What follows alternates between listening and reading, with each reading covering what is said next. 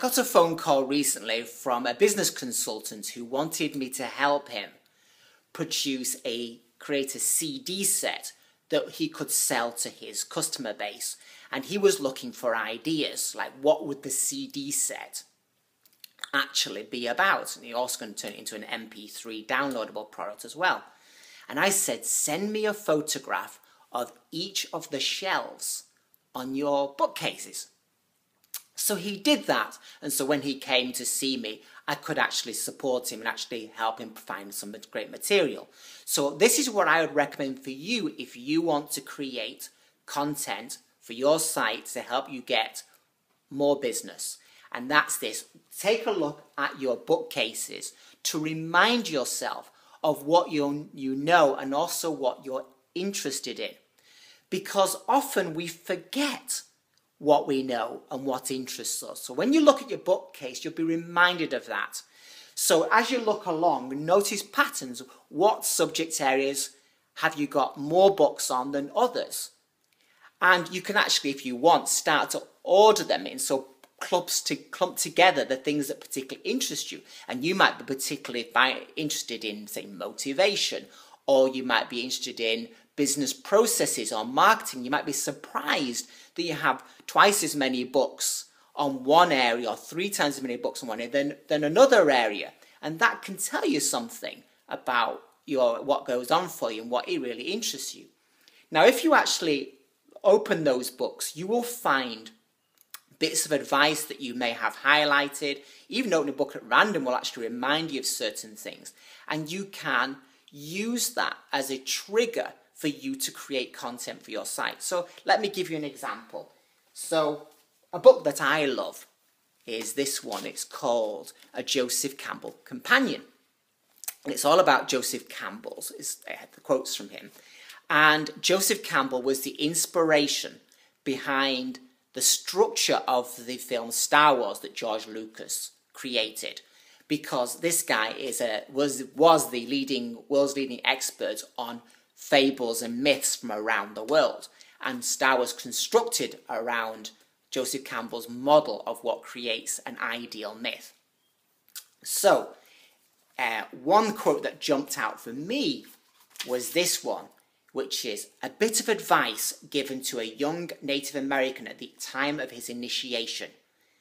As you go the way of life, you will see a great chasm. Jump. It is not as wide as you think. How about that? It is not as wide as you think. Now, that speaks to me. Might not to you, but it speaks to me. Now, I can take that quotation from this book and write about that for 100, 200, 300 words. And that would become a blog post or something that can go into a speech or into a PDF, maybe as a free ebook or a paid-for ebook. Now, equally, I picked up at random is this book, A Treasury of Quotes by Jim Rohn, who died not so long ago.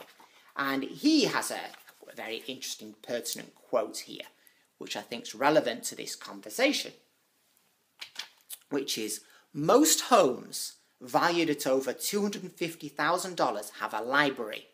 That should tell us something. That's interesting, isn't it? So, of course, what's useful is that the quote backs up my point here, which is when we have resources around us, we can use them to produce content. And sometimes those are hidden resources we didn't even realize until we're made consciously aware of them. And another quote, which I think is very useful, is this one on page 96. Don't read a book and be a follower. Read a book and be a student.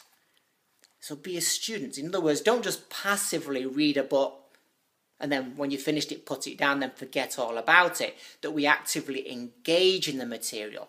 And one book where I did that was a book called Think and Grow Rich by Napoleon Hill, which has sold several million copies. You may have read it yourself. Now, I've read this a number of times, and the first time I read it, I just read it.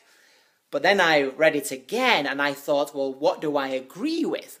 And where do I disagree? And there are a number of things in this book that I disagreed with.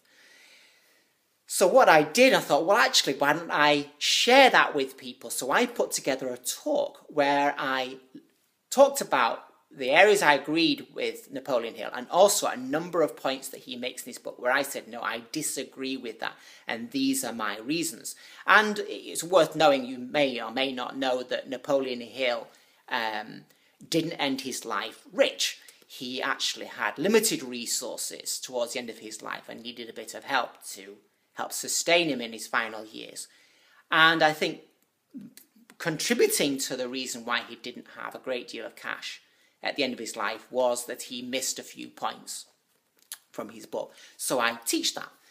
So you can see how if you look through your books, you will have the same thing. They will remind you of events in your life that you can write about.